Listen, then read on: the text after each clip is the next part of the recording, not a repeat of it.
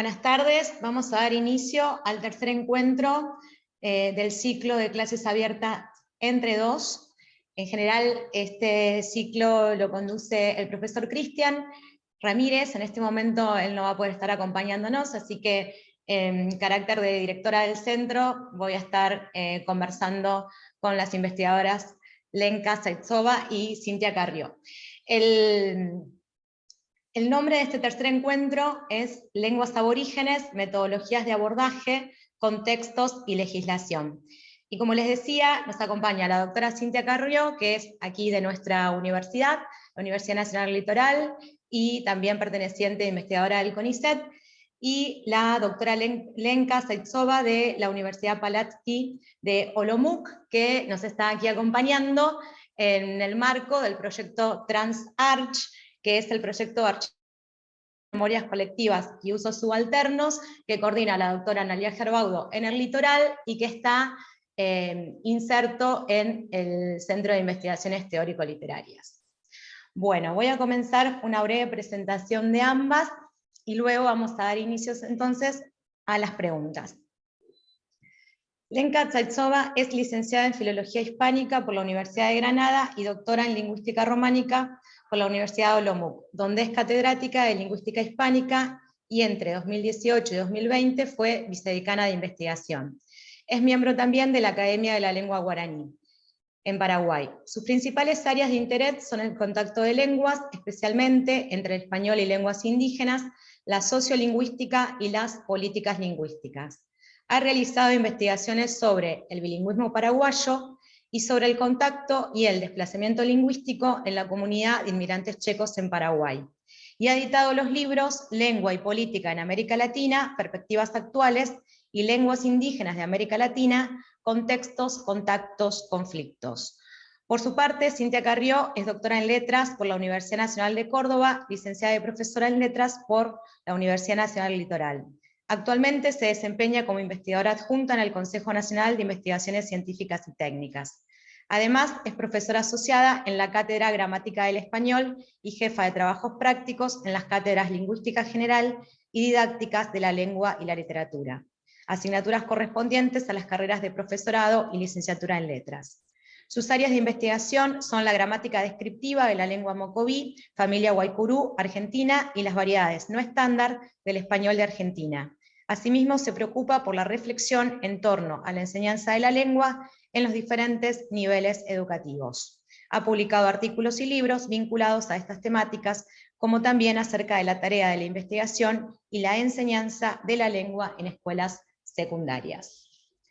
Bien, la dinámica del encuentro es que voy a estar haciendo algunas preguntas y cada una de las investigadoras va a ir respondiendo alternadamente. La primera pregunta con la que abrimos es la siguiente: ¿cómo deciden abordar las lenguas aborígenes como objeto de estudio?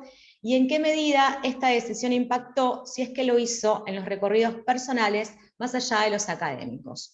Le damos entonces inicio con Lenka a esta conversación.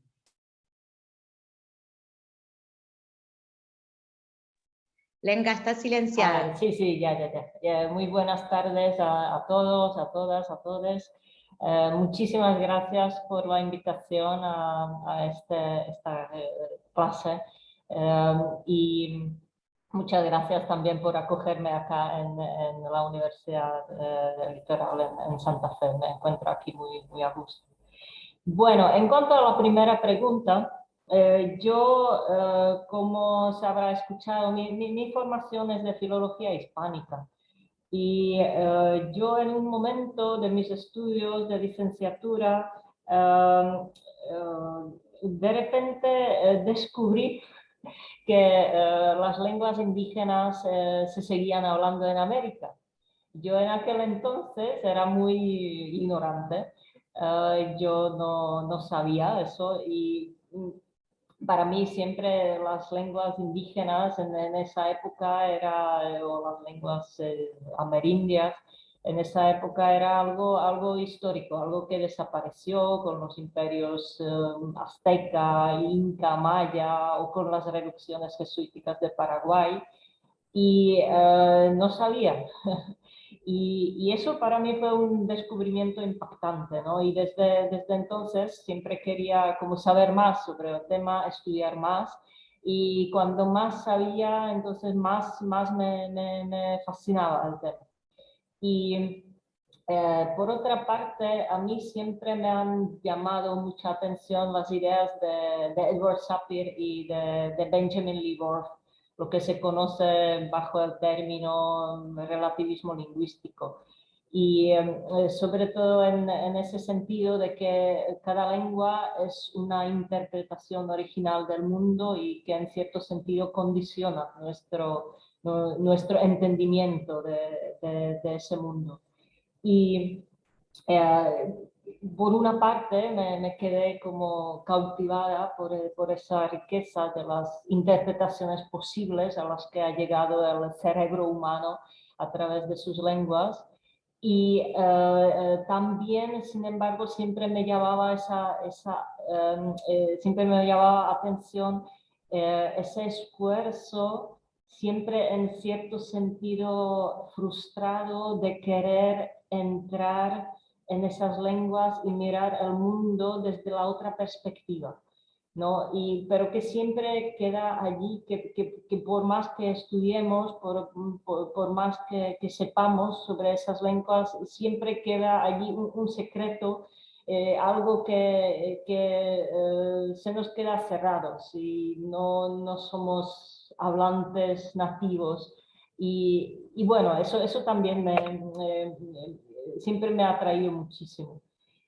Y como a nivel personal, el estudio de estas lenguas, por una parte me ha enriquecido muchísimo en general, pero también me ha permitido conocer muchísimas personas encantadoras con las que he podido entablar amistades duraderas, tanto entre los hablantes mismos como entre los investigadores de estas lenguas, que en general son personas muy simpáticas. Y entonces yo siempre me he sentido privilegiada por poder dedicar una parte de mi tiempo de investigación a estas lenguas. Y también privilegiada por poder compartir mis conocimientos con mis estudiantes y mis colegas. Más o menos esto para empezar.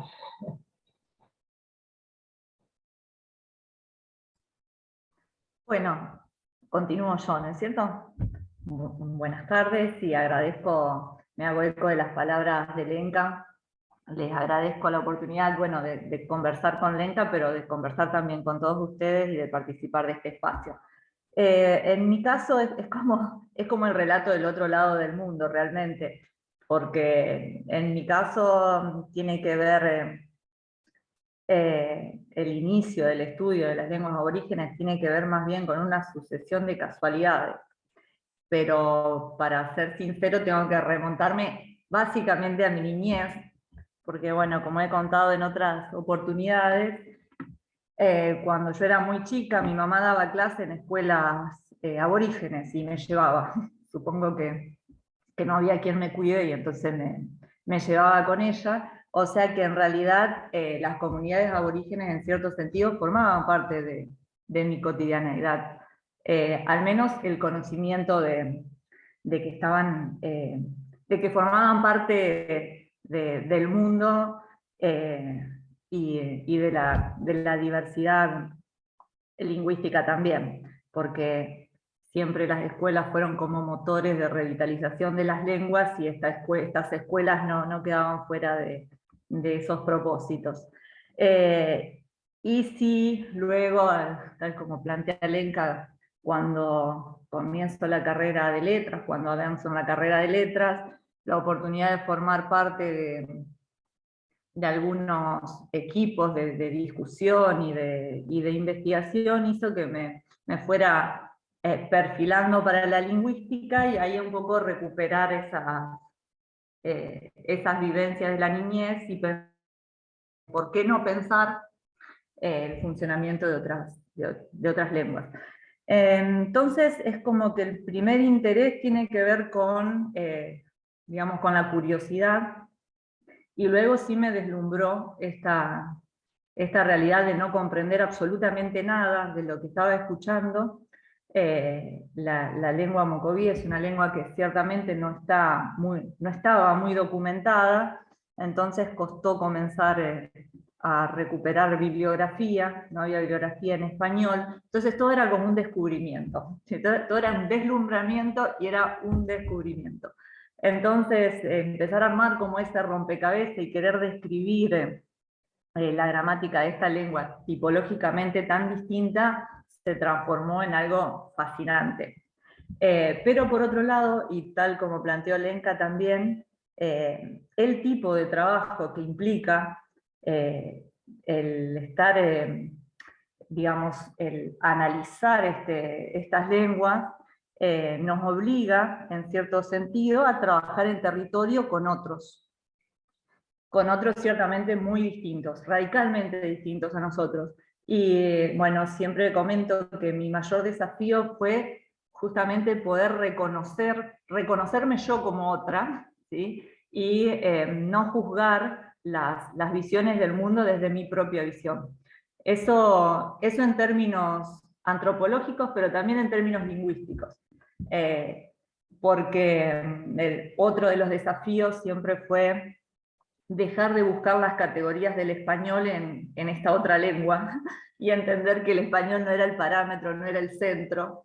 Y en ese sentido, la decisión de estudiar este tipo de lenguas y en consecuencia tratar de, si no comprender, al menos aprender la lógica de estos pueblos, bueno, te transforma, ciertamente te transforma como lo planteó Lenka.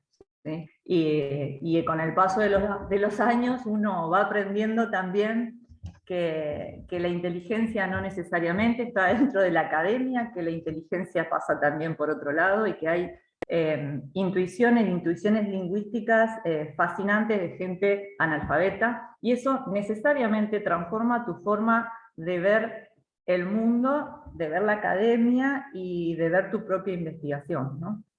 Entonces el impacto de la decisión de trabajar una lengua aborigen tiene que ver con esto. Es un impacto en términos laborales, pero también en términos personales.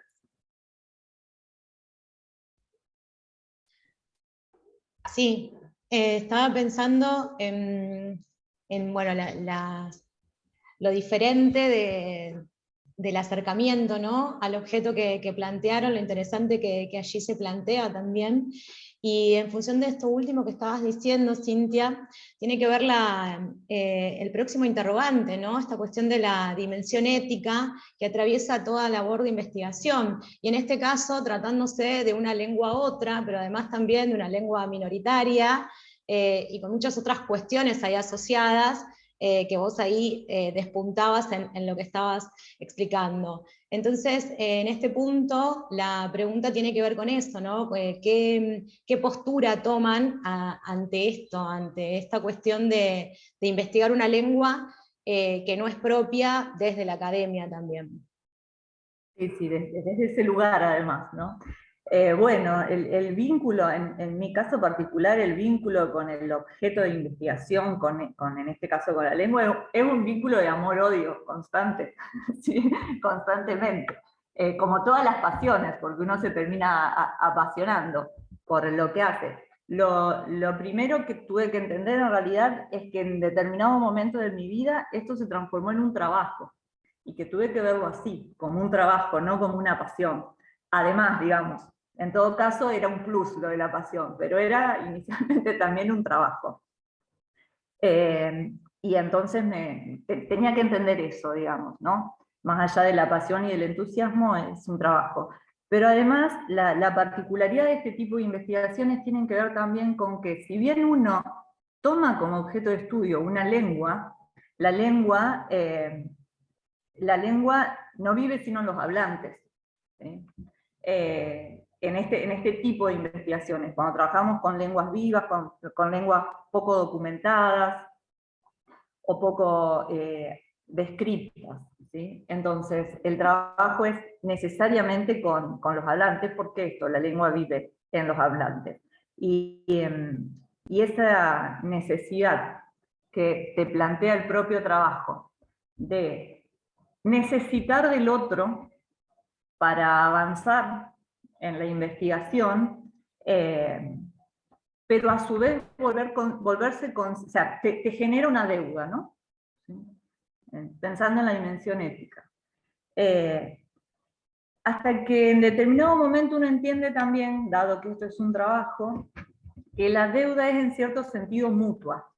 ¿Sí? Es una relación de interdependencia. Podemos describir la lengua porque aportamos cada una de las partes su conocimiento. La situación ideal, por supuesto, que sería que los hablantes accedan a la universidad, o accedan, no necesariamente a la universidad, pero sí a los conocimientos que le permitan, al tipo de razonamiento que le permita la descripción de su propia lengua. Pero esa no es la situación que se da en Argentina, ¿sí? En términos generales. Entonces, cuando entendí que ciertamente yo estaba trabajando con el otro, ¿sí? Pude avanzar mejor en la investigación y pude entender que la ética del trabajo pasaba por respetar esa otredad, ¿sí? Esa forma de habitar el territorio, y de buscar el mayor profesionalismo posible para describir una lengua que me es totalmente ajena. ¿Sí? Luego el devenir digamos, de mi vida laboral, incluso de mis intereses personales, hizo que, en cierto sentido, y gracias a los subsidios que uno va obteniendo a través de la universidad o de algunas entidades gubernamentales, se puedan generar materiales que al menos nos permitan, a través de las escuelas, devolver de alguna manera todo ese tiempo y ese conocimiento en un objeto que no se reduzca a lectores de tipo académico. Me costó mucho entender que, aunque uno no haga transferencia, ¿sí?, no le está sacando nada a las comunidades, porque nadie está forzando nada. Incluso cuando uno documenta y no hace transferencia, está aportando a eso, a la documentación de la lengua. Es una discusión compleja, porque ciertamente sin el apoyo de las comunidades no se puede lograr ni la descripción, ni la generación de materiales educativos, ni nada. En ese sentido es un trabajo colaborativo constante.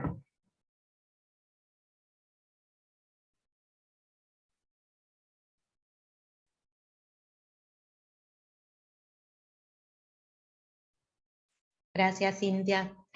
Lenka, ¿querés continuar en relación con esta pregunta? Sí, gracias.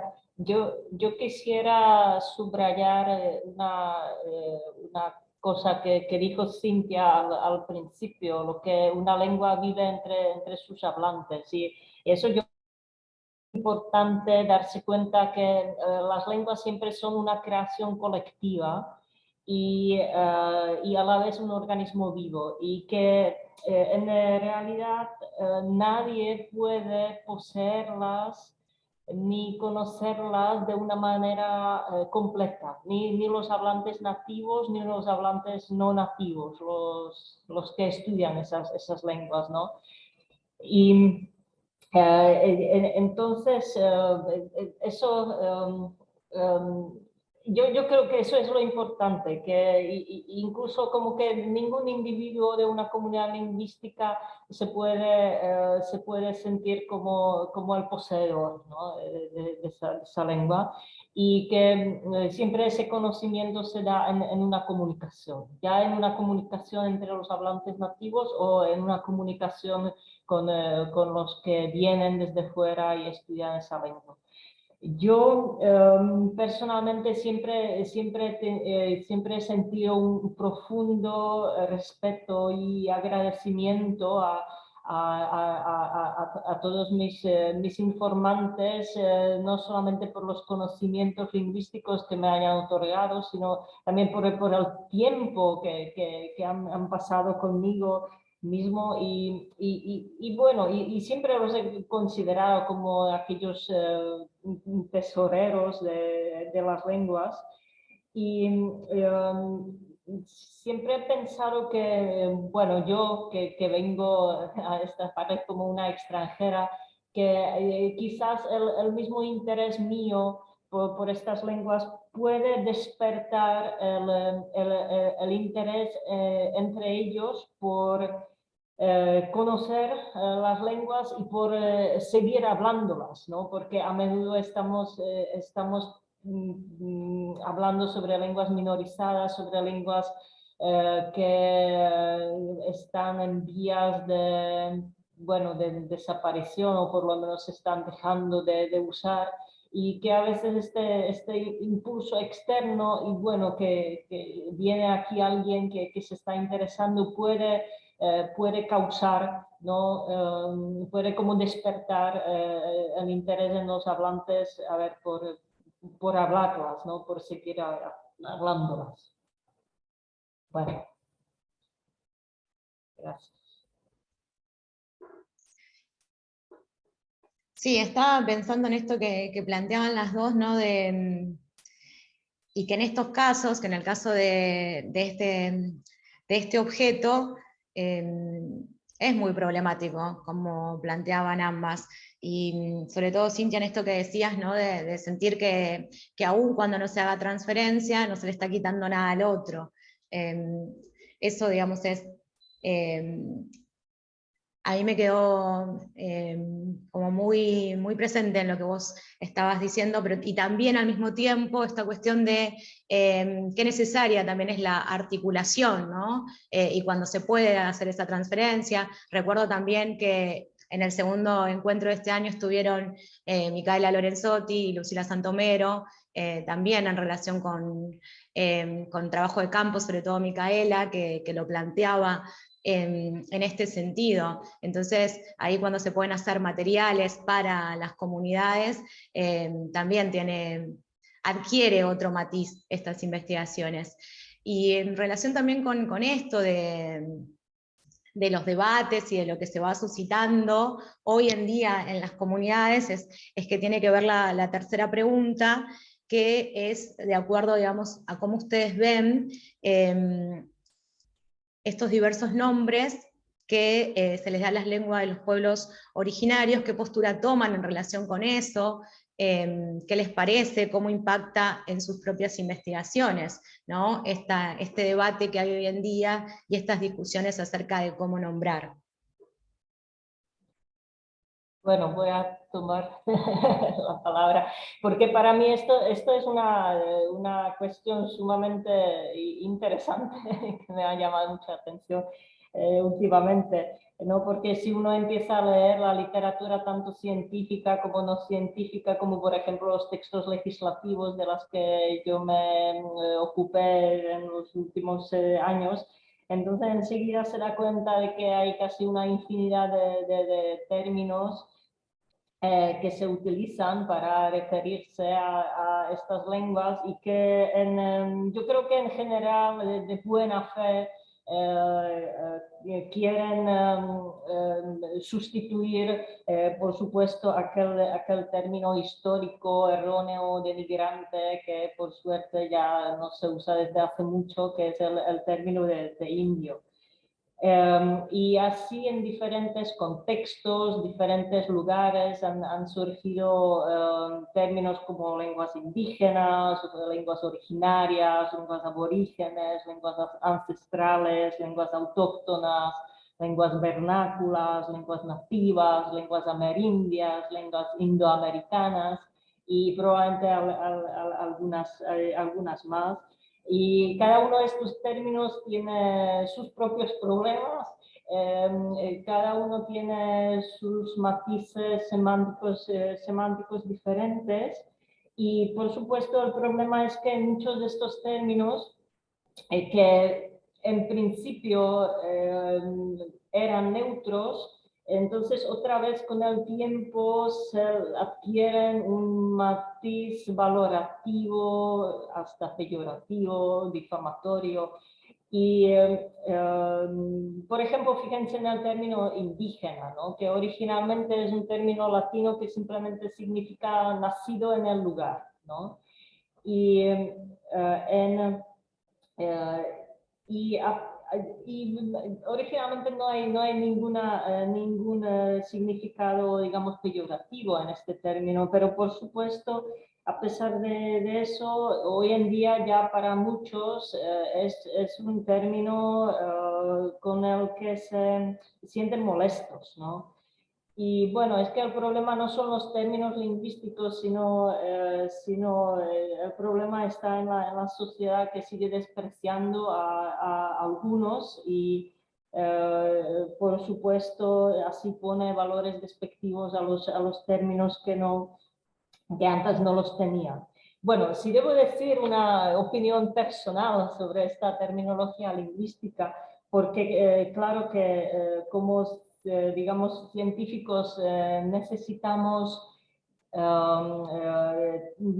utilizar, digamos, términos técnicos, breves, neutros, inequívocos, para poder referirse con exactitud y economía a las cosas que estamos describiendo, para una comunicación eficiente y precisa. Bueno, entonces sí, si debo decir mi opinión personal, yo preferiría que a esas lenguas aborígenes de América nos refiriéramos con un simple lenguas americanas, ¿no?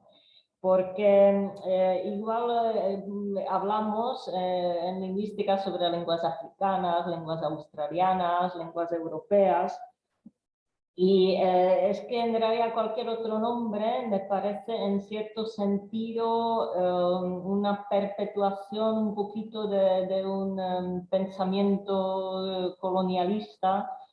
Y, pero bueno, por supuesto, bueno, es un término que en historia se ha utilizado. Por ejemplo, Wilhelm von Humboldt, ¿no? Utiliza esto, lenguas americanas, pero que se ha dejado de usar, obviamente, y hoy en día se prefiere como en lingüística, digamos, como lenguas amerindias o lenguas indoamericanas, que cada una tiene ciertos problemas. Bueno, por supuesto, el problema de la reinstalación del término lenguas americanas es que enseguida van a saltar los hablantes americanos de otras lenguas, como por ejemplo el castellano, diciendo, y bueno, mi lengua no es americana si se habla en América. Bueno, sí y no. Por ejemplo, el inglés también se habla en África o en Australia, y nadie lo conceptualiza como una lengua africana o una lengua australiana, ¿no? Entonces, por alguna razón, es justamente en el continente americano donde no es suficiente este término simple geográfico. Bueno, en fin, sin embargo, como he dicho, como estamos en humanidades y en ciencias sociales, entonces, por supuesto, tenemos que prestar atención a aquellos valores que la sociedad, fuera de digamos, de los términos técnicos puramente científicos, nos da a los términos que a lo mejor utilizamos antes, y bueno, tenemos que reflejarlo, ¿no? Y tenemos que ajustarnos a eso para no, digamos, para no ofender bueno, perdón por un poquito, me quedé un poco larga, pero bueno, paso palabra a Cintia. No, solamente agregar a lo que planteaba Lenka, a lo que adhiero totalmente, agregar esta cuestión de que muchas veces detrás de ciertas terminologías también, quizás consciente o quizás inconscientemente, se están borrando las propias identidades, ¿no? Porque cuando uno habla de lenguas indígenas o de lenguas aborígenes, en realidad está haciendo referencia a una gran variedad de familias lingüísticas muy diversas, tipológicamente diversas, varialmente diversas. Entonces, eso se ve trasladado luego, por ejemplo, a las propuestas educativas ministeriales, cuando uno dice, bueno, tenemos manuales de este tipo y manuales para los pueblos originarios, como que los pueblos originarios fueran todos una sola cosa, ¿sí? Sin cada uno de ellos una identidad propia, y fuera lo mismo, no sé, un mocoví que un wichí que un mapuche. O sea, sí, son todos pueblos originarios, pero en realidad cada uno tiene su cosmovisión, ¿sí? Es un propio un pueblo. Entonces muchas veces también se está invisibilizando de cierta forma las identidades lingüísticas y culturales. Y la otra cuestión que me parece interesante también atender es a cómo los propios pueblos se autodenominan. Porque cuando los pueblos, digamos, toman el posicionamiento de autodenominarse de determinada manera, eso da cuenta también de, digamos, de la cuestión del propio pueblo, ¿sí? De la discusión interna, de la discusión sobre la identidad, si bien de los conflictos, también de los acuerdos que se dan internamente en los pueblos, en las comunidades, y cómo deciden presentarse, y eso es políticamente muy interesante, pero también muy importante para lograr la visibilidad. No, eso quería agregar nada más. Muchas gracias a ambas. Bueno, yendo un poco a lo que tiene que ver con... Lo que sí les voy a pedir es, antes de seguir, es que si pueden silenciar los micrófonos, así al final de la conversación, digo Josefina, para que en la grabación salga lo más nítido posible.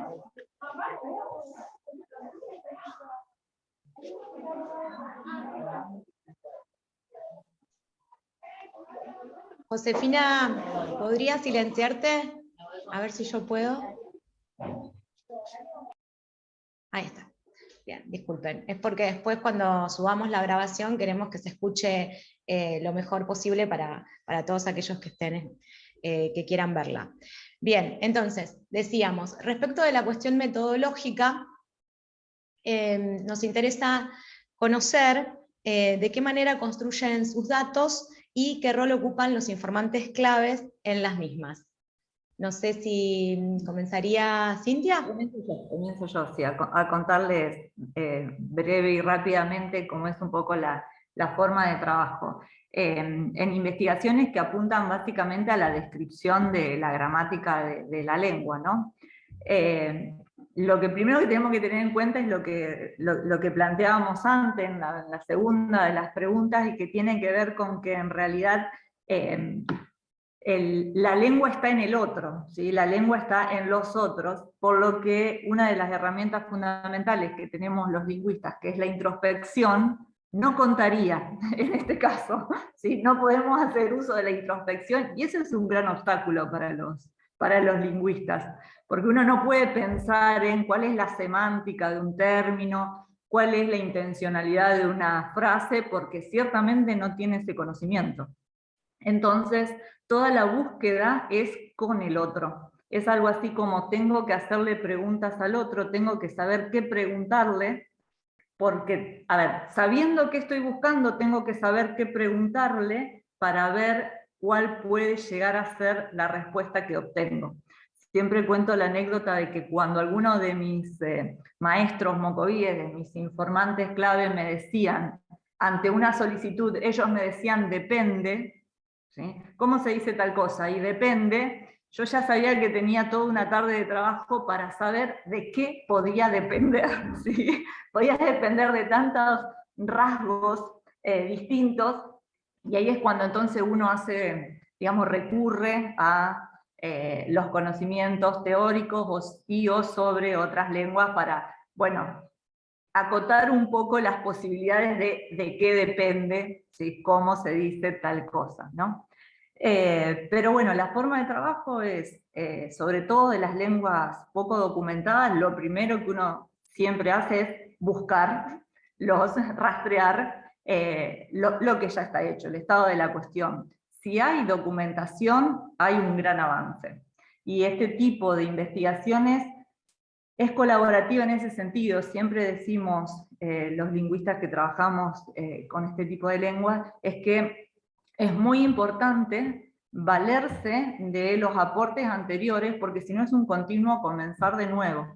Cuando eso depende, o sea, cuando ese comenzar de nuevo tiene que ver con la diferenciación entre sustantivos y verbos en una lengua, es como el trabajo por venir es mucho. Entonces, el rastreo del estado de la cuestión es fundamental. Y reconocer los datos de segunda mano, o sea, los datos que otro ha aportado, es fundamental. Para a partir de eso avanzar, para a partir de eso poder conocer más sobre esa lengua. Entonces, con una búsqueda concreta, un problema, una categoría, algún tipo de expresión, uno sale al campo, ¿sí? Va al territorio con preguntas predeterminadas, ¿sí? Para obtener los propios datos, los datos de primera mano, ¿sí? A los que pueda acceder ya sea por el relato libre del informante o del maestro, un relato en la otra lengua que después uno tiene que procesar y tratar de segmentar y de traducir, que la traducción directa no es posible entre las lenguas, y que para lograr una traducción uno tiene que conocer la cultura de esa lengua. Entonces, combinar ese tipo de análisis con la elicitación directa. Cuando uno está buscando datos o categorías muy puntuales, no quedan muchas opciones más que preguntar directamente cómo se dice esto, cómo se dice aquello, sabiendo cuáles son los vicios de ese tipo de técnica. Y bueno, y después son hipótesis que se contrastan, hipótesis de funcionamiento de la gramática que se contrastan y se vuelve al campo y se triangulan con otros informantes, por esto que decía Lenka hoy, ¿no? Que la lengua no vive en un hablante, ¿sí? Uno no describe la gramática de una persona, ¿sí? De un hablante, sino que busca, sino de la lengua de alguna variedad. Entonces necesariamente se contrasta con otros hablantes. Entonces, en ese sentido, es un trabajo bastante lento, porque además las hipótesis, como siempre, las hipótesis que uno puede formular respecto del funcionamiento de la lengua pueden ser erróneas, y ese error puede radicar en algún pensamiento erróneo o en algún dato que no sea el adecuado, y que no sea el adecuado por diferentes motivos, porque uno no entendió, porque el informante está muy cansado, que eso es muy frecuente. Es muy agotador ser informante de una lengua, porque los lingüistas hacemos preguntas muchas veces muy absurdas para quien habla la lengua, ¿sí? Entonces también eso, al menos en mi recorrido, me costó aprender o darme cuenta de que, claro, uno tiene que ponerse en el lugar del otro, cuando el lugar del otro también es qué le estoy preguntando a mi maestro o a mi informante. Entonces, en ese sentido, la investigación de la descripción y la documentación es una investigación lenta. Y en el trabajo colaborativo eso tiene que explicitarse todo el tiempo, porque bueno, la ansiedad también se nota en las comunidades. Algo así como, bueno, ¿cuándo vamos a ver algo? Bueno, y un poco esa es la forma en la que trabajamos quienes documentamos una lengua tan ajena a la que hablamos.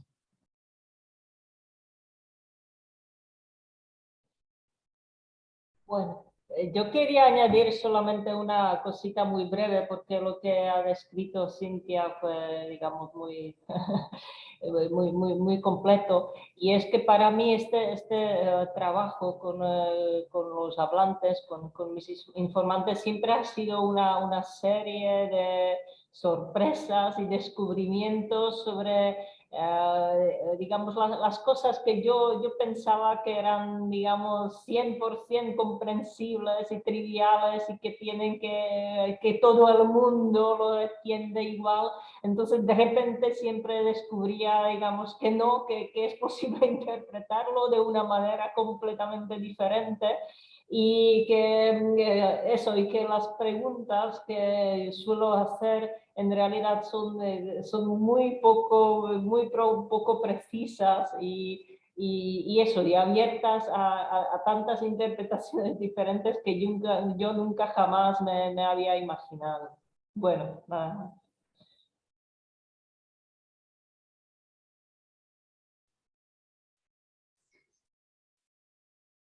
Bien. En relación también con esto de la parte metodológica y de cómo encaran la investigación, nos interesaba saber si ustedes están pendientes o toman en cuenta la legislación sobre las lenguas aborígenes.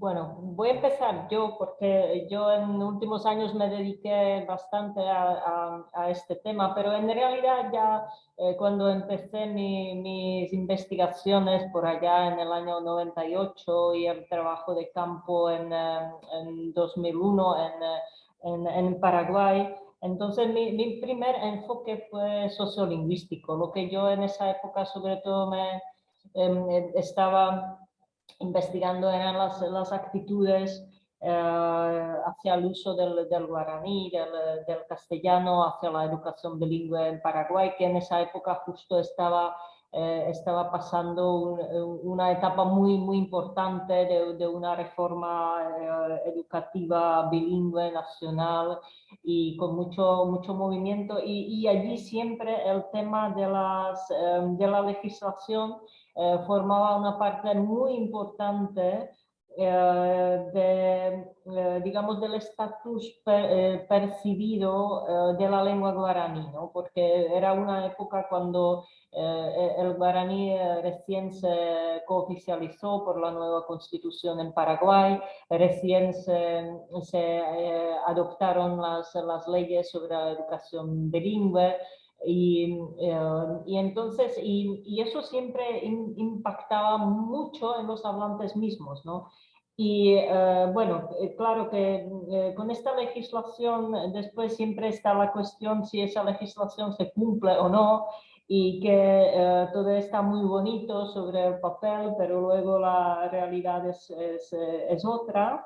Y claro que sería mejor que todas estas leyes se cumplieran, pero la verdad es que para el tema de las actitudes, incluso una ley no cumplida o no cumplida del todo es muy importante, porque allí está y permite a los hablantes de alguna manera reconsiderar su actitud hacia esa lengua como algo importante, porque ven que, bueno, esta lengua se ha merecido hasta una ley, entonces tiene que ser algo importante. Y luego también permite como reivindicar también en este ámbito, reivindicarla y también, en cierto sentido, exigir el cumplimiento de esa ley.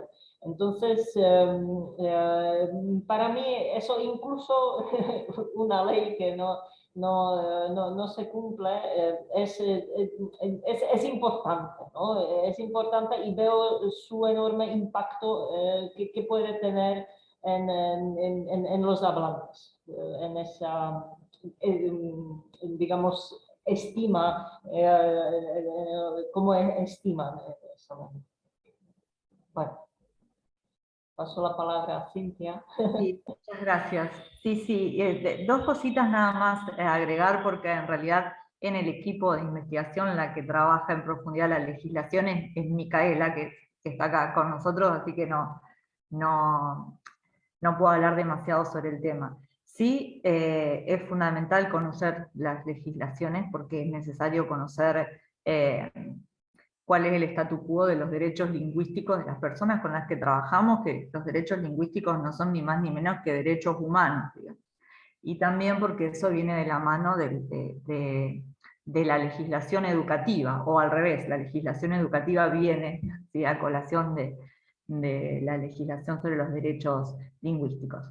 Y en lo que respecta al tipo de trabajo que yo hago, lo que solemos hacer con mucha frecuencia cuando nos enfrentamos a discusiones que tienen que ver con la legislación es atender a la intelectualización de la lengua, ¿sí? Pues cómo la lengua necesita introducir nuevos términos en función de este tipo específico de conocimiento o este tipo específico de discurso. Entonces, atender a cómo la lengua, las comunidades hablantes, en realidad, comunidades hablantes se posicionan respecto de poder nombrar su propio derecho. Lo que quiero decir es, si voy a introducir un término como préstamo, o si mi lengua se va a transformar, sus propios términos, si queremos en términos muy socialianos, su propio significado, signo, se va a transformar de manera tal que desde la propia lengua voy a nombrar ese derecho. Y eso da cuenta, ¿sí?, del posicionamiento de las comunidades, pero también de la madurez en la discusión lingüística y en la discusión política de los pueblos. Entonces, bueno, atendemos también a esa dimensión de la discusión que tiene que ver más bien con la intelectualización de la propia lengua.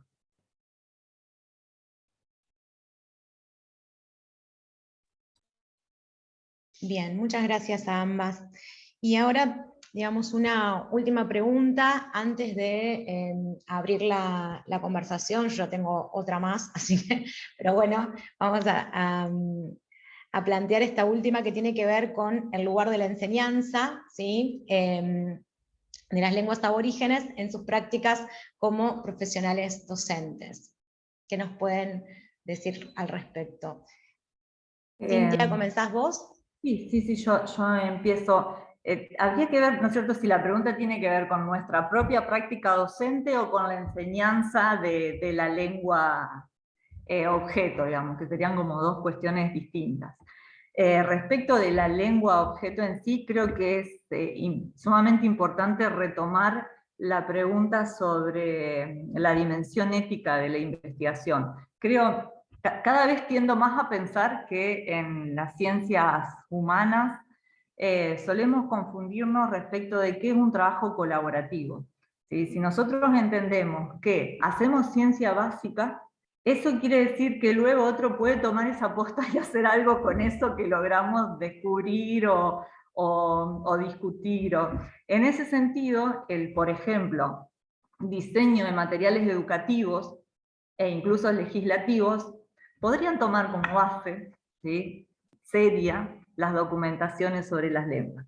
Bueno, ese tipo de trabajo creo que es muy incipiente. El basar toda tu investigación en este tipo de, si ustedes quieren, transferencia, ¿sí?, de una manera seria. Lo que nosotros hacemos en el equipo, dado que la enseñanza de la lengua, pero también de la cultura, nos preocupa y nos ocupa, es recortar nuestro tiempo y trabajar además en la transferencia, en el diseño de materiales educativos, para lo cual ya entran a jugar nuevos actores, porque necesariamente tenemos que trabajar de manera conjunta con las escuelas y con los docentes. Entonces, en ese marco es que diseñamos conjuntamente, ¿sí?, propuestas para materiales para que los docentes los pongan en funcionamiento dentro del aula. Porque además está esta cuestión de, bueno, generalmente los manuales no están pensados para las comunidades particulares. Están pensados, por ejemplo, para las comunidades aborígenes, como decía hoy, como si fuera todo una sola cosa, ¿sí? Entonces nos dedicamos un poco también a eso, a pensar específicamente para estas escuelas para estas comunidades, cuáles son las particularidades de estas comunidades, y hacer pequeñas intervenciones que les permitan a los docentes desarrollar ciertos temas en las clases. Así es que gestamos, bueno, algunos mini videojuegos y trabajamos con los talleres de reflexión sobre la lengua y la cultura con los docentes, tratando de potenciar y de brindarle también ciertas categorías a los docentes que por la lógica del sistema educativo que hay en Argentina, el docente no tiene porque no se le ofrece tampoco. No es una falta de interés, sino que por lo general no hay formación en las instituciones terciarias y universitarias sobre educación intercultural bilingüe y sobre las culturas y las lenguas específicas. Entonces, bueno, nos dedicamos gran parte del tiempo también a este tipo de actividades. Y sobre la enseñanza, en particular la propia enseñanza, bueno, un poco lo que decía hoy, ¿no? Uno se vuelve totalmente consciente de que la lengua, de que el inglés y el español son otras más de las lenguas que se hablan en el mundo, ¿sí? Y que puede pensar los datos lingüísticos, los fenómenos lingüísticos desde otras lenguas de una manera mucho más clara, y entonces mostrarlas desde esas otras lenguas y tratar de volverlas más accesibles para el otro, sin tener que recurrir siempre a la propia lengua como si fuera el centro de la reflexión. Nada más. Muy bien, yo solo quería añadir un dato muy concreto de mi propia experiencia con la enseñanza de las lenguas aborígenes digamos, en mi docencia. Yo en mi universidad soy profesora de lingüística hispánica, pero siempre he procurado que en nuestros planes de estudios de filología hispánica siempre haya una asignatura por lo menos optativa sobre lenguas aborígenes de América.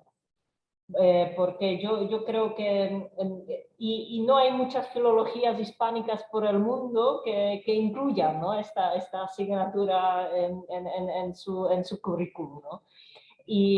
Pero yo creo que es importante para los futuros hispanistas, para mis estudiantes, que tengan por lo menos un conocimiento básico, porque, bueno, por supuesto no se puede pedir más porque es un curso cuatrimestral, ¿no? Y hay muchísimas lenguas, como Cintia ha dicho muchas veces, entonces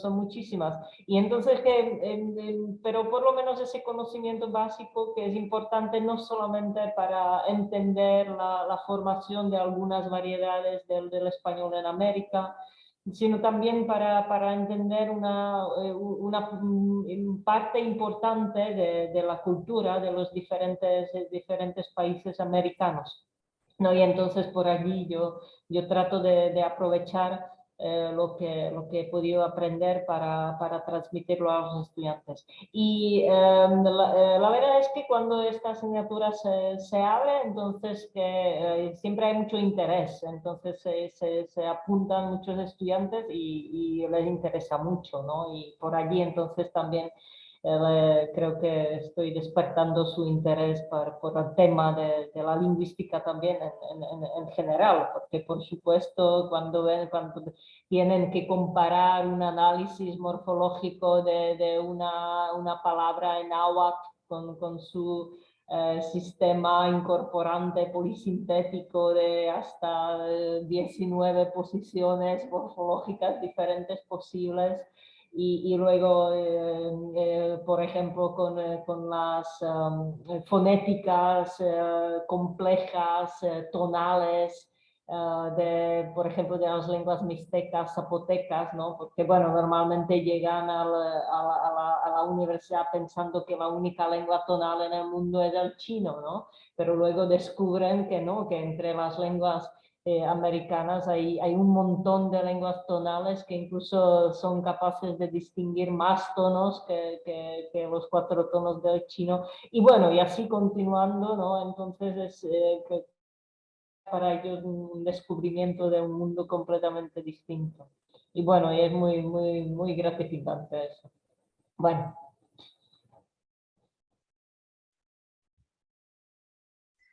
Bueno, si les parece ahora entonces abrimos el espacio para preguntas de los que están aquí presentes en el Zoom. Pueden hacerlo levantando la mano o abriendo el micrófono o por medio del chat, como ustedes lo prefieran.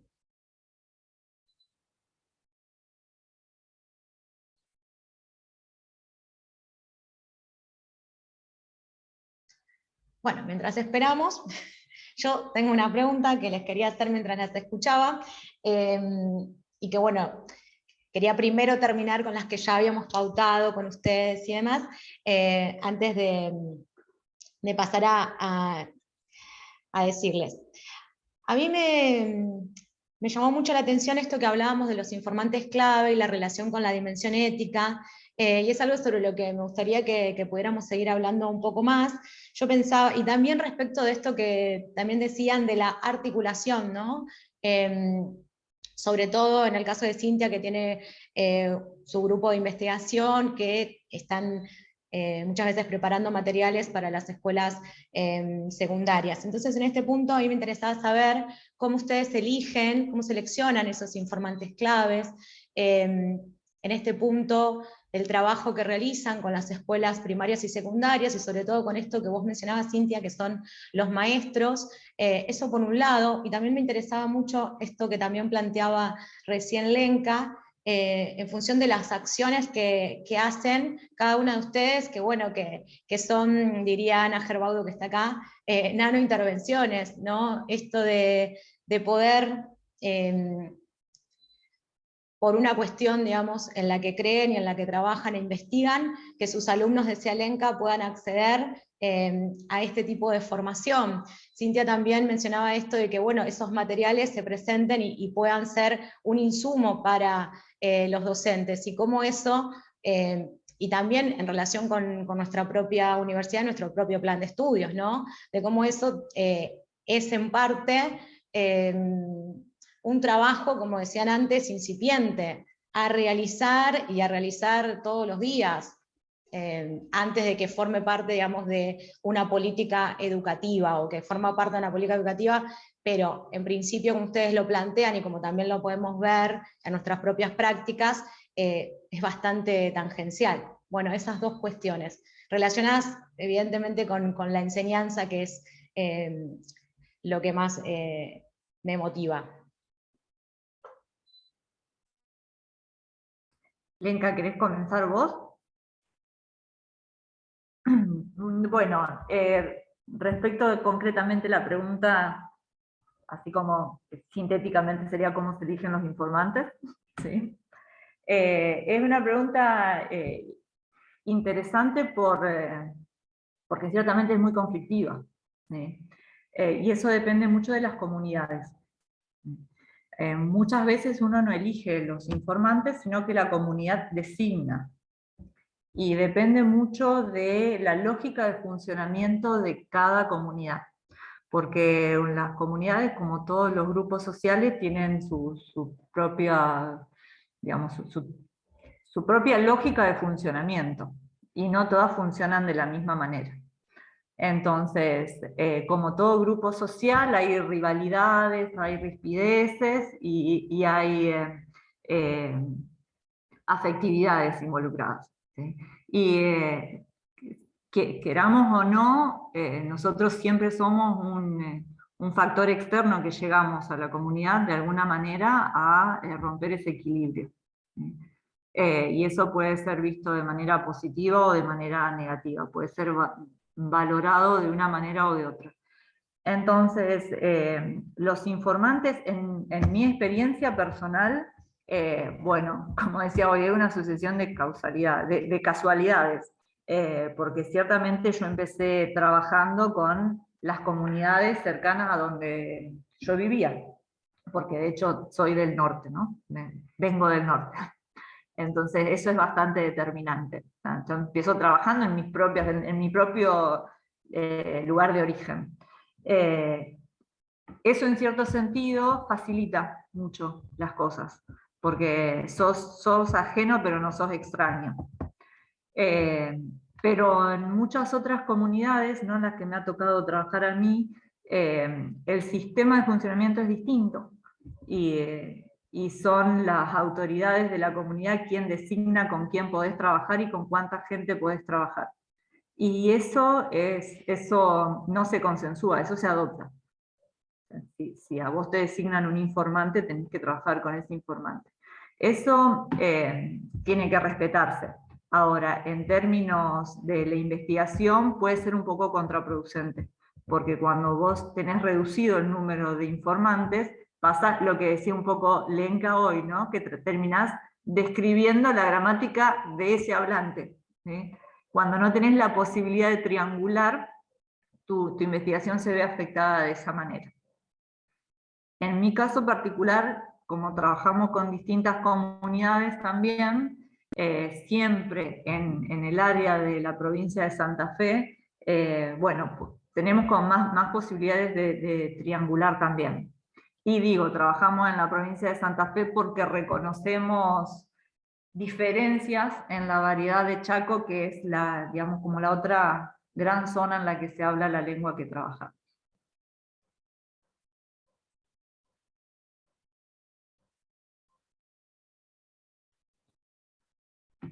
Bueno, yo solo quería añadir que en este sentido mis trabajos de campo fueron, digamos, como más fáciles, ¿no? El trabajo con los informantes, porque yo,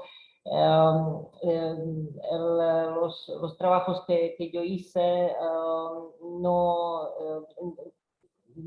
en este sentido no fue con con las comunidades indígenas.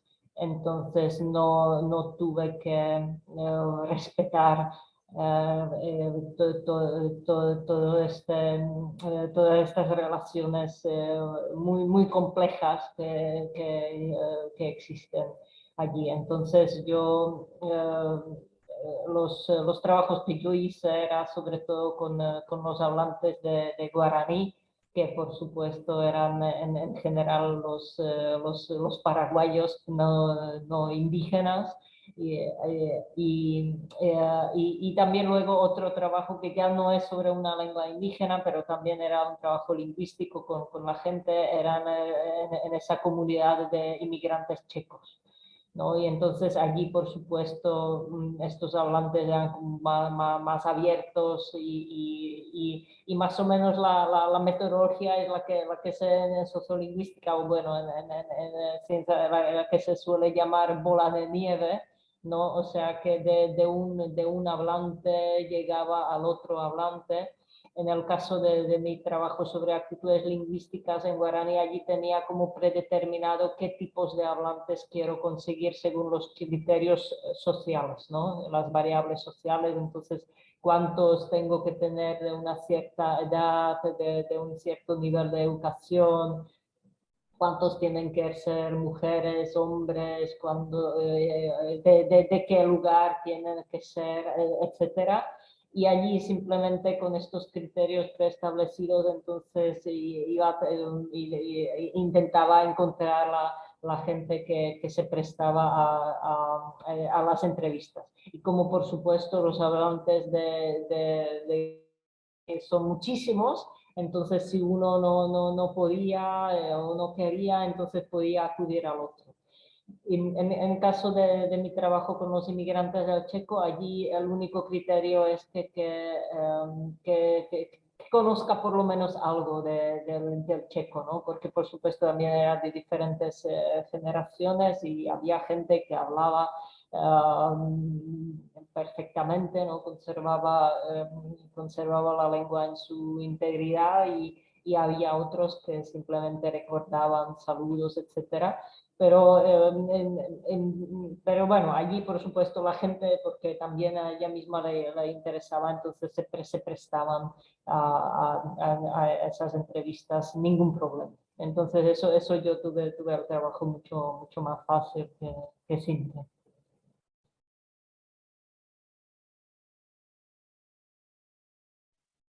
Bueno, muchas gracias.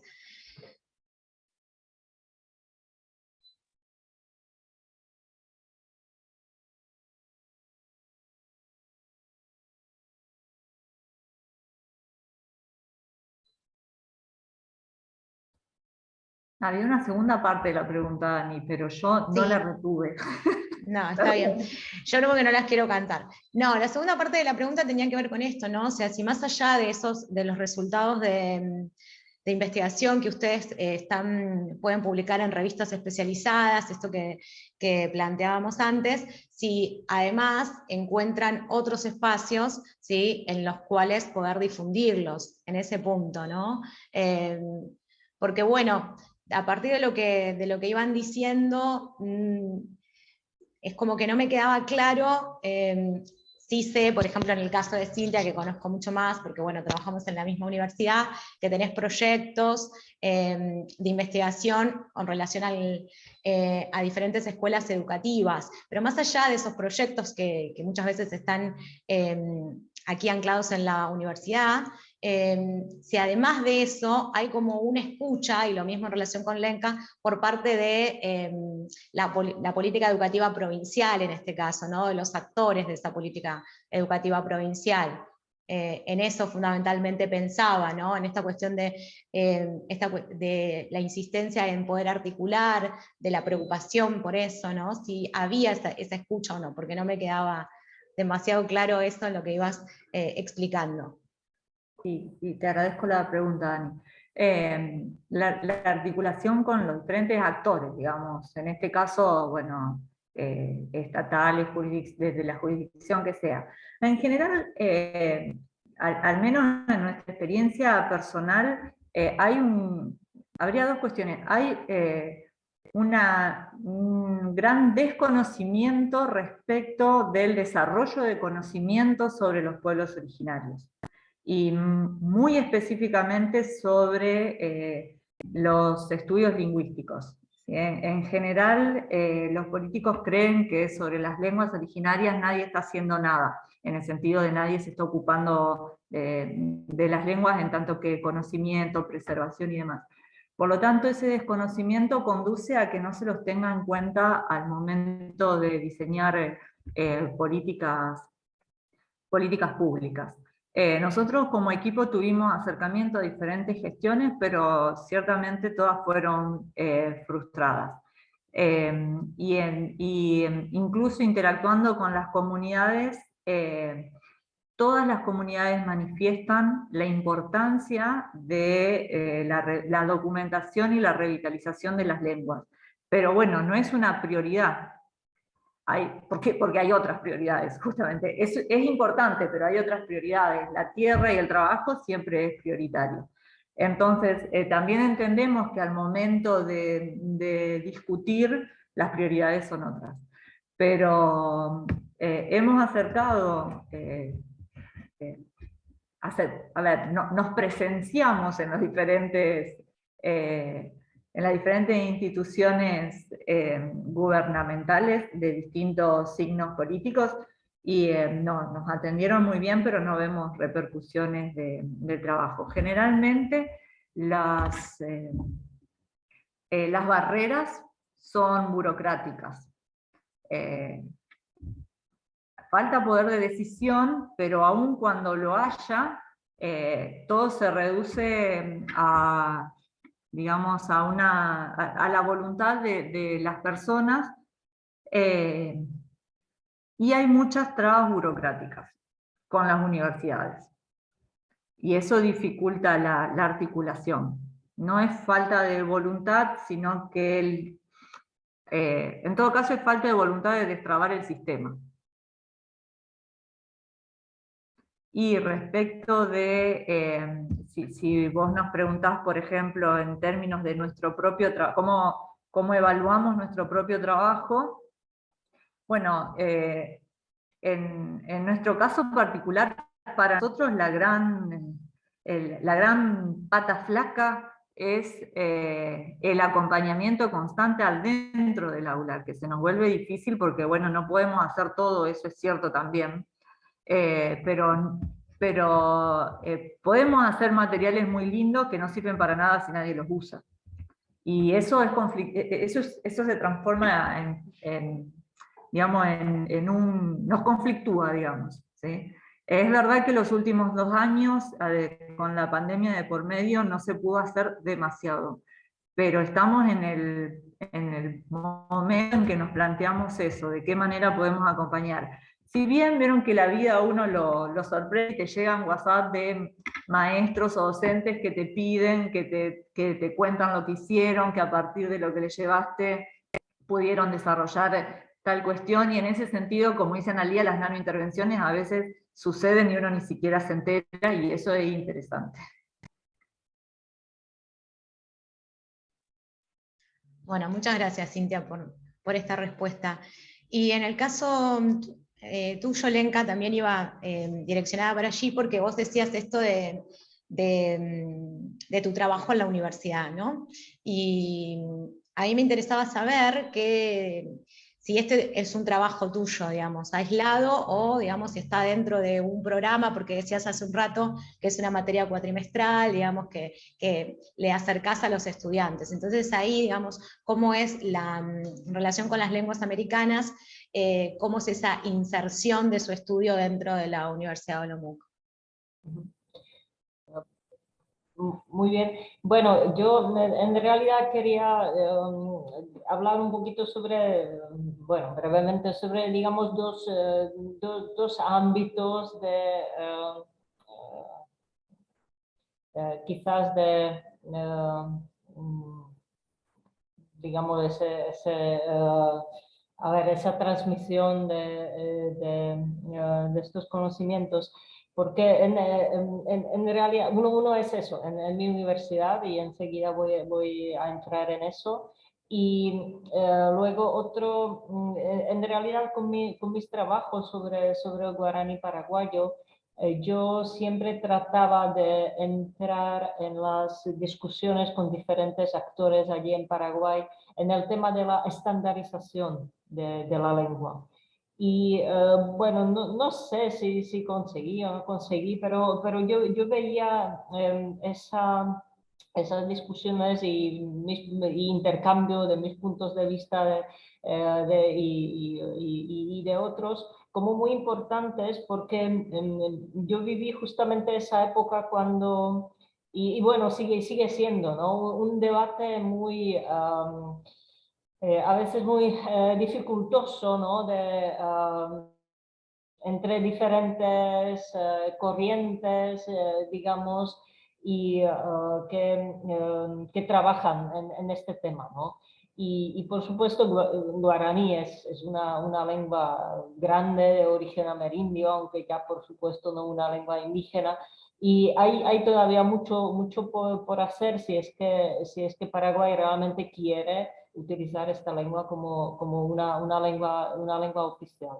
Y entonces eso allí siempre veía como, digamos, uno de los posibles frutos de mis investigaciones, ¿no? Aportar a este proceso complejo de la estandarización de una lengua, ¿no? Desde mis conocimientos teóricos y bueno, también, digamos, de ese trabajo de campo. Y bueno, y en cuanto a mi universidad, claro que estamos lejos, entonces claro que el tema como de lenguas americanas es en cierto sentido un tema algo exótico, ¿no? Y claro que yo trato de meterlo donde pueda, pero por supuesto no tengo, digamos, un grupo de investigación enfocado justamente en este tema. Sí que tenemos diferentes grupos de investigación con temas más amplios, ¿no? Donde se estudian otras lenguas, y entonces así desde el punto de vista a nivel de lingüística general, allí puedo compartir. Y como ya he hablado, ¿no? Dentro de filología hispánica que aquí estudiamos, entonces siempre trato de aportar lo más que pueda sobre las lenguas americanas. Bien. Bien, tenemos 3 preguntas aquí en el chat de Zoom. Les hago la primera, que realiza Carolina Sánchez. Dice, se habló de valerse para iniciar en el campo de estudio de las lenguas, apoyarse en los diferentes aportes teóricos anteriores, porque comenzarlo desde cero puede ser difícil. Son 2 preguntas. ¿Dónde podemos encontrar estos aportes y cuáles pueden recomendar?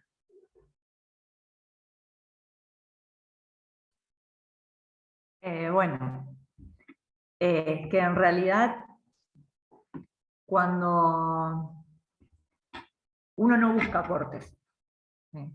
Esa sería la cuestión, uno no rastrea aportes, uno tiene un problema, ¿sí? Y así nace la investigación, ¿sí? Uno tiene un problema y necesita respuestas a ese problema. Entonces lo que uno empieza a buscar es si otras personas no dieron respuesta a ese problema. Entonces, no buscamos aportes sobre la lengua mapuche, no buscamos aportes sobre la lengua wichí, buscamos aportes sobre un problema, ¿sí? Y de hecho, el problema es el que nos va conduciendo a la búsqueda, ¿sí? Luego, cuando uno se inicia en investigación, aprende, entre otras cosas, a hacer estas búsquedas. Entonces, no es que está total y completamente desamparado, sino que hay diferentes buscadores, ¿sí? Diferentes formas que nos permiten rastrear de la mejor manera posible esos estudios previos, ¿sí? Digo, ahora que hay internet, cuando nosotros empezamos, capaz que no era tanto, al menos era un poco más difícil. Era un rastreo a pie de bibliotecas y de congresos y de consultas. Ahora con los buscadores y con los repositorios eso es más fácil. Pero digo, uno no busca aportes, sino que tiene un problema y busca quienes ya se ocuparon de brindar alguna respuesta a esos problemas. Recopila respuestas y las analiza. Y en función de eso, piensa si sigue teniendo el problema para buscar otras respuestas o no.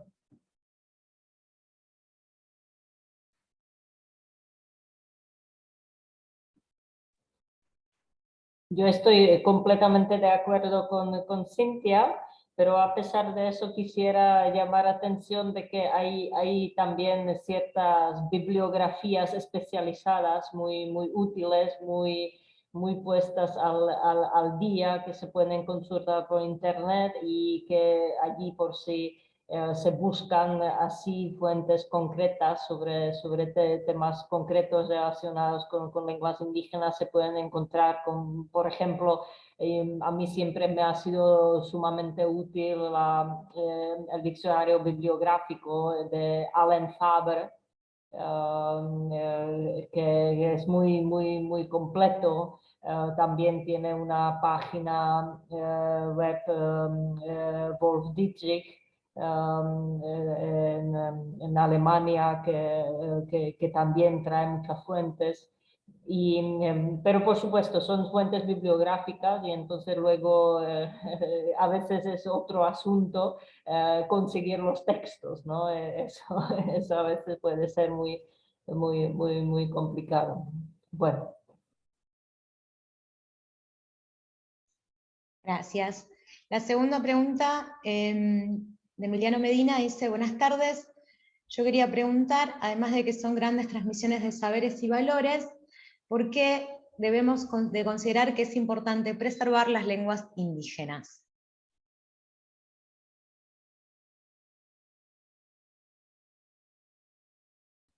¿Querés responder vos, Lenka? Bueno, puedo empezar y... a ver, esto es por supuesto una pregunta gorda o clave. Bueno, yo creo que como mencioné al principio, en realidad cada lengua es una interpretación del mundo original. Y si no se conserva, entonces esa interpretación se pierde para siempre. Incluso por más que tengamos diccionarios, gramáticas de esa lengua, si deja de vivir en sus hablantes, entonces esa cosmovisión se pierde para siempre. Y igual como apreciamos la diversidad en la naturaleza, la diversidad cultural, entonces la diversidad lingüística, digamos, por sí misma tiene su valor, por el simple hecho de que exista es bueno. Y otra cosa es que ni siquiera tenemos tenemos las fuentes suficientes de descripción de esa lengua, entonces es como, creo que, no sé si fue el lingüista británico Crystal que ponía este ejemplo, ¿no? Entonces si muere el último hablante de una lengua oral es como quemar una biblioteca con todos sus libros en una lengua. Porque realmente no se va a conservar nada para el futuro. Y otra cuestión es que a lo mejor a nosotros nos puede parecer no tan importante, porque a menudo, por supuesto, son los mismos hablantes que dejan de hablar esas lenguas porque ven como socialmente, económicamente más como provechoso pasar a otra lengua, pero a pesar de eso siempre es muy traumático, ¿no? A lo mejor no nos damos cuenta, pero para esas generaciones que viven ese paso de una lengua para otra, es traumático para los individuos, para las familias, ¿no? Para los abuelos que no pueden comunicarse en su lengua ya con los nietos porque ellos ya hablan otra lengua. Bueno, paso la palabra a Cintia. No mucho más de lo que dijo Lenka, es así. De hecho, hay toda una corriente lingüística que es la ecolingüística y que plantea justamente esto que decía, bueno, los mismos motivos que nos conducen a preservar la diversidad de la flora y de la fauna nos conducen a preservar la diversidad lingüística y cultural, ¿sí? De hecho, bueno, probablemente todos seamos estudiantes de letras o de alguna carrera vinculada con las letras, y yo pensaba, bueno, cuando estudiamos mitología griega, estudiar mitología griega nos enseña a entender el pensamiento de la humanidad, ¿no? Bueno, la mitología no es solo griega, ¿sí? Hay otras formas de ordenar el mundo desde otras visiones que son tan enriquecedoras para comprender cómo piensa el ser humano como la mitología griega. Acá la cuestión es quién fue más afortunado, digamos, en las... ¿quién tiene el poder, ¿no? Y por eso hablamos de lenguas minorizadas. En realidad son lenguas y culturas minorizadas, ¿no? Y además porque conocer y reconocer la diversidad es lo que nos humaniza. O sea que por eso tenemos que describir y conocer las lenguas de los diferentes pueblos. O al menos trabajar para que no se olviden. Sí, totalmente. Bueno, la última pregunta que del chat la hace Luciana Medina. Quisiera consultar acerca de los espacios habilitados para divulgación. ¿Existen institutos que enseñan a hablar o escribir lenguas que no son el español, como el alemán, francés, portugués, o que incluso enseñan español como lengua extranjera? ¿Puede pensarse en la posibilidad de incluir la enseñanza de las lenguas aborígenes de América en estas propuestas?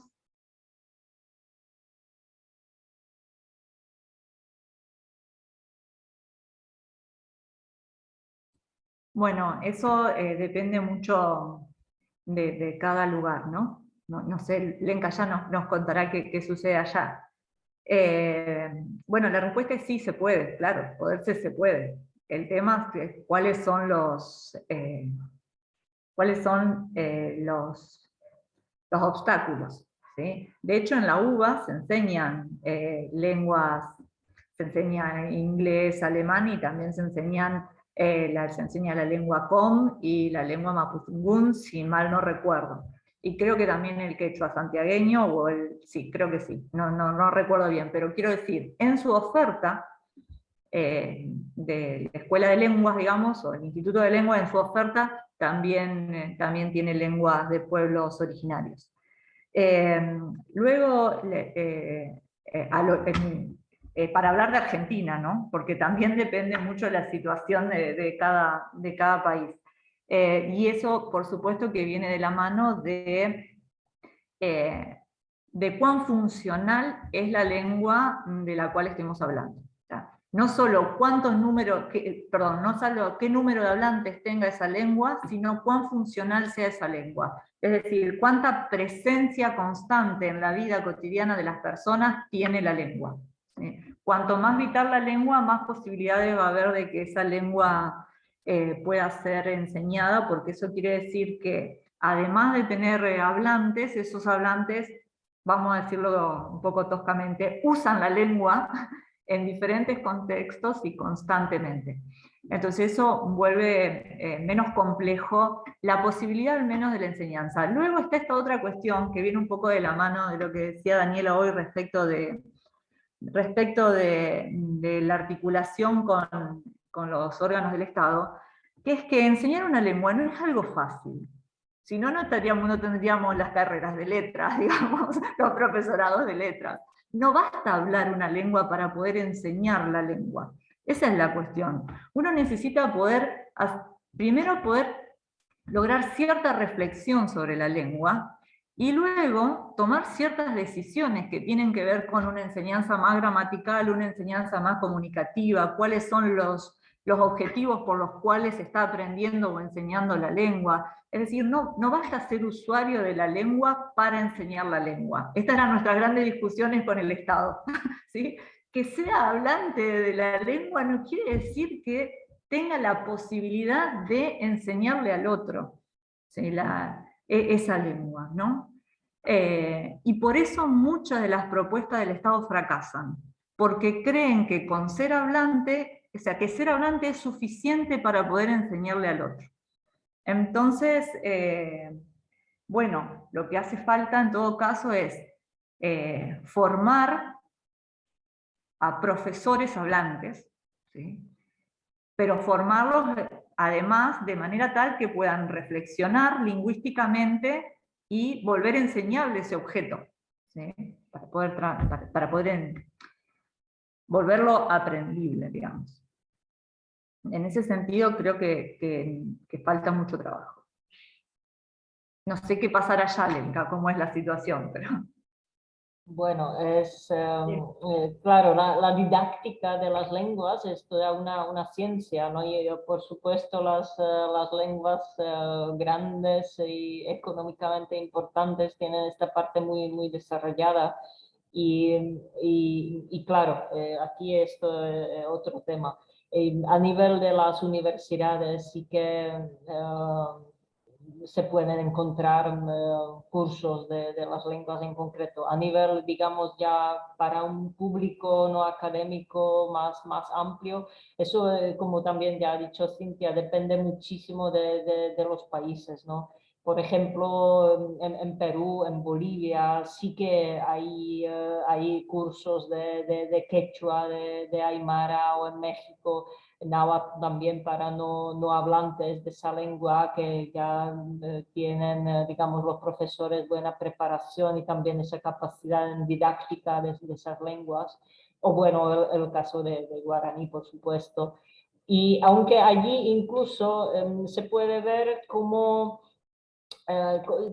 qué difícil es enseñar una lengua, ¿no? Por el guaraní, por más que se hable, vemos que, por ejemplo, allí esa educación bilingüe tenía muchísimos obstáculos y yo creo que y muchísimos también hasta fracasos y problemas, y que uno de ellos fue causado por, digamos, un planteamiento no del todo adecuado a quién se enseña y qué se quiere enseñar y con qué fines se quiere enseñar, ¿no?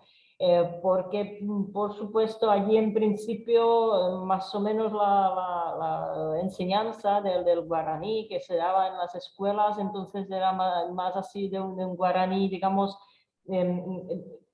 estándar para todos lo mismo, pero no, como que no se daba cuenta que también los hablantes son diferentes, ¿no? Y que hay que enseñar de una manera diferente el guaraní a los guaraní y de una manera completamente diferente a los hablantes del español, ¿no? Que quieren, no les interesa tanto en principio aprender un guaraní estándar con terminología lingüística, por ejemplo, sino que quieren aprender el guaraní para poder comunicarse con los guaraní hablantes, ¿no?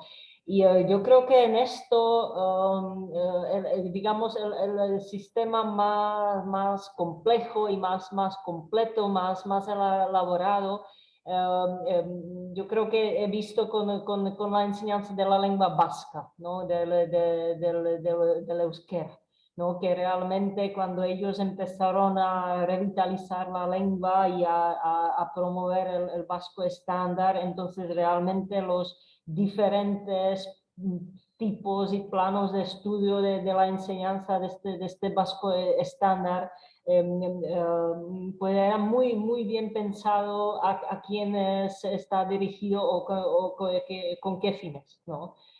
Y eso, por supuesto, saber hacerlo para tantas lenguas indígenas que hay es muy complicado. Y claro, requiere también recursos económicos que son elevados, ¿no? Vamos.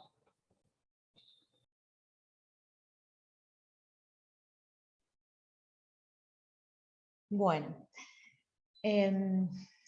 vamos a finalizar este encuentro. Quiero agradecerles a ambas, a Cintia y a Alenka, por esta conversación y también a aquellos que nos han acompañado en este espacio. Ha sido un gran placer escucharlas y también un gran aprendizaje. Así que, bueno, muchas gracias. Gracias.